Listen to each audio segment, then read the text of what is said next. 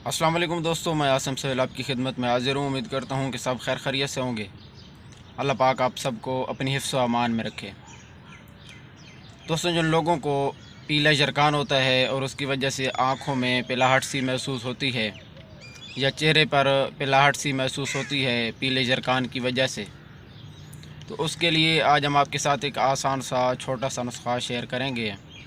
लेकिन उससे पहले अगर आप हमारे चैनल पर नए हैं तो हमारे चैनल को सब्सक्राइब कर दें, ताकि हमारी जो आने वाली वीडियो है वो सबसे पहले आप तक पहुंचती रहे। इसके अलावा फेसबुक पे भी हमारा पेज बना हुआ है डॉक्टर आसिम हर्बल शिफाखाना के नाम से, उससे भी फॉलो कर लें। आपने ये करना है कि आपने गाजर का चूरन लेना है 1 तोला और दही लेनी है 4 तोला। इन दोनों चीज़ों को आपस में अच्छी तरह मिक्स करना है और सुबह जो है वो खा लेना है।